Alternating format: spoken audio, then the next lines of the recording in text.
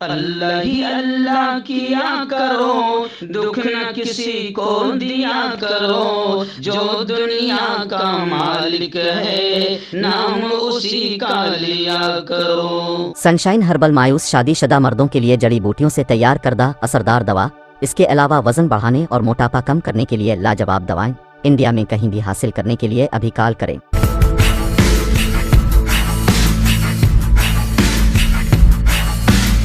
जोड़ों की पुरानी से पुरानी लाइलाज तकलीफ जैसे घुटनों का दर्द, पीठ और कमर का दर्द, कंधे, गर्दन और पैरों में दर्द के लिए संधि प्लस। अस्सलामु अलैकुम वरहमतुल्लाहि वबरकातुहू। नाज़रीन, इस्तकबाल है, स्वागत है आपका viral news live studio Jalgaon Maharashtra India में। मैं आपका मेज़बान मुफ्ती मोहम्मद हारून नदवी। आइए प्राइम न्यूज़ में आज बात करते हैं, कर्नाटक में फिर नीच नाटक शुरू हो गया।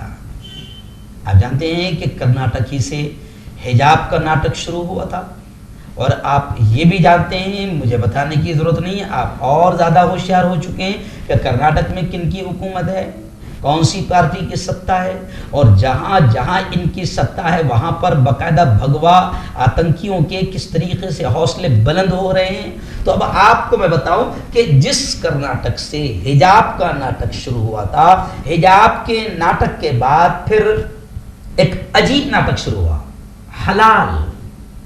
हलाल ज़बीहे पर पाबंदी। जबकि वहां के कद आवर नेता ने साफ तौर से ये कहा है, कुमारस्वामी ने साफ तौर से ये कहा है कि कर्नाटक में हलाल तनाज़ा बिल्कुल गैर जरूरी है। जैसे हिजाब का मुद्दा बिल्कुल गैर जरूरी था, हिजाब से कोई लेना देना नहीं, मुल्क का विकास, जनता, कारोबार कोई लेना देना नहीं। मगर क्या करें, विकास नहीं हुआ तो यूपी इलेक्शन में हिजाब काम आ गया। तो नीच नाटक करना से वहां से शुरू होता है हिजाब का। अब ये दूसरा नाटक शुरू हो गया, हलाल विवाद, हलाल बीफ, हलाल मीट पर बैन की बात। तो जनाब कुमारस्वामी ने खुद कहा है कि इससे रियासत का कारोबार बहुत ज्यादा मुतासिर होगा जी। और उन्होंने ये भी कहा कि कर्नाटक में इलेक्शन होने वाला है, इससे पहले कर्नाटक को फिरका परस्ती की तजुर्बागाह, आतंकवाद की, दंगों की, फसाद की तजुर्बागाह बनाया जा रहा है। कर्नाटक में हलाल गोश्त को लेकर सियासी बयानबाजी जारी है, कुमारस्वामी ने साफ तौर से कहा है। लेकिन आइए एक और अजीब नाटक, क्योंकि अब कर्नाटक में इलेक्शन यूपी का हो गया, महाराष्ट्र में दाल नहीं गल रही, कर्नाटक में इलेक्शन होने वाला है, तो कर्नाटक में नीच हरकतें ज्यादा हो रही है। और अब एक नई हरकत आ गई है, लाउड स्पीकर को लेकर तनाजा। जी हाँ, मस्जिद की अजान जो सिर्फ 2 से 2.5 मिनट के बीच की होती है। महाराष्ट्र में भी आपने देखा होगा कि बाकायदा किसने ये स्क्रिप्ट लिखी। अब तो पूरा क्लियर हो गया कि राज ठाकरे बेचारे ऐसे बेचारे हैं, बेचारे पूरे खत्म हो चुके हैं। जैसे शरद पवार जी ने कहा कि 3-4 महीने में वो जागते रहते हैं और थोड़ा सा दिखाते रहते हैं, मैं मरा नहीं हूं, मैं हूं, और कुछ ना कुछ जहर और गंदगी मुंह से निकालते रहते हैं। और सबसे आसान तरीका है, मुसलमानों के खिलाफ बोलो, बहुत जल्द पब्लिसिटी मिल जाती है। तो राज ठाकरे ने 2 दिन पहले अजान के खिलाफ बयान दिया। मुसलमानों से मैं भी कह रहा हूं और हमारे धर्मगुरु भी तमाम लोग कह रहे हैं कि कोई भड़कने की जरूरत नहीं। महाराष्ट्र सरकार इन तमाम लोगों को देख रही है, जान रही है, पहचान रही है। और इनकी स्क्रिप्ट कौन लिख रहा है, राज ठाकरे किसके बोलने पर उठ रहे हैं, ये भी तस्वीरें बता रही है। अभी आपने देखा होगा बीजेपी के कद्दावर नेता बाकायदा महाराष्ट्र में बिल्कुल हरकत में आ चुके हैं और राज ठाकरे जी से मुलाकात की है, पूरी फैमिली से मुलाकात की है, जिससे ये पता चलता है कि जैसे विवेक अग्निहोत्री के फाइनेंसर और स्क्रिप्ट लिखने वाले डायरेक्टर वायरेक्टर सब भाजपा थी, वैसे ही राज ठाकरे की भी स्क्रिप्ट, अजान की स्क्रिप्ट लिखने वाले भी भाजपा है। जी हाँ, लेकिन हम कहते हैं कि मुसलमानों को कोई भड़कने की जरूरत नहीं। तो आइए, खैर कर्नाटक की मैं आपको बताऊं बात कि कर्नाटक में नीच नाटक ये शुरू हुआ कि अजान के वक्त ओम नमः शिवाय और जय श्री राम और भजन गाए जाने का ऐलान किया गया।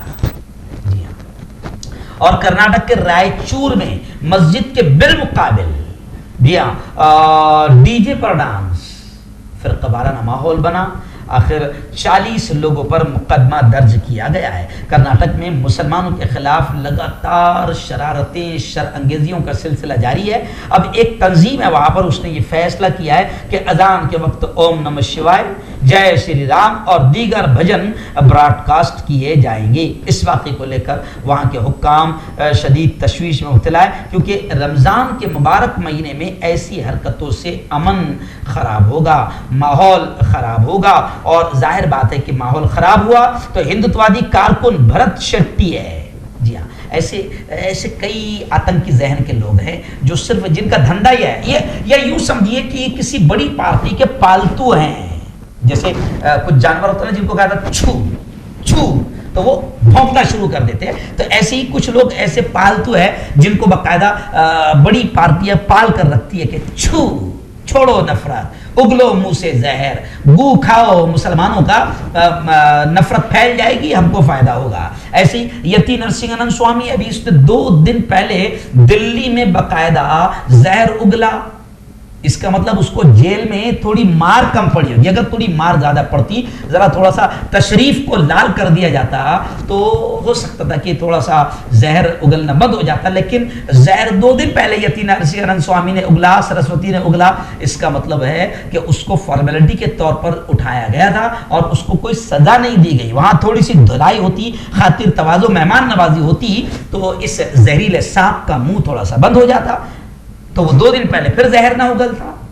ये मैं इसलिए कह रहा हूं कि हम मुल्क के सच्चे वफादार हैं, हम मुल्क में अमन चाहते हैं, शांति चाहते हैं। हमारा मानना है कि मुल्क नफरतों से न चल सकता है, न बच सकता है, न टिक सकता है। इसलिए मैं हुकूमत से कहूंगा कि कोई और दूसरा नाटक करो नफरतों के अलावा, और कोई दूसरी हरकत करो। मगर ये जो नीच हरकत है, इससे हो ये रहा है कि सिवाय मुल्क में आग लग रही है, दंगे फसाद हो रहे हैं। अभी आप देखिए कि किस तरीके से दंगे फसाद वहां पर हुए और किस तरीके से राजस्थान में माहौल खराब हुआ। तो मैं हुकूमत से कहूँगा कि ये अपने भगवा आतंकियों को रोको, नीच हरकत मत करने लगाओ। तबाही की तरफ मुल्क जा रहा है। और अब हाल ये हो गया है कि फॉरेन से भी खबरें आ रही है, तुम यहाँ पर तो रोजगार नहीं दे पाए हो, 2 करोड़ हर साल रोजगार देने वाले थे, यहाँ रोजगार तो तुमने दिया नहीं बल्कि रोजगार छीन लिया। अब बाहर मुल्कों से भी, जिसका मुझे डर था, वही खबरें 2 दिन से आ रही है कि अब बाहर मुल्कों से भी भारतीयों को भगाने की तैयारियां शुरू हो गई है। तो मैं मोदी जी से कहूँगा, भाजपा से कहूँगा, केंद्र सरकार से कहूँगा कि क्यों इस नीच और घटिया कुर्सी के लिए आप मुल्क को तबाही की तरफ ले जा रहे हो। प्लीज अल्लाह के वास्ते रहम करो और मुल्क को चलने दो और मोहब्बतों को फलने फूलने दो, क्योंकि आग लगेगी तो फिर नुकसान सिर्फ एक का नहीं बल्कि सबका होगा। क्यों होता है जोड़ों में दर्द, क्यों रहती है जोड़ों में जकड़न, क्यों हो जाती है जोड़ों में सूजन, क्यों बन जाती है जोड़ों में गांठ, क्यों थम सी जाती है जिंदगी।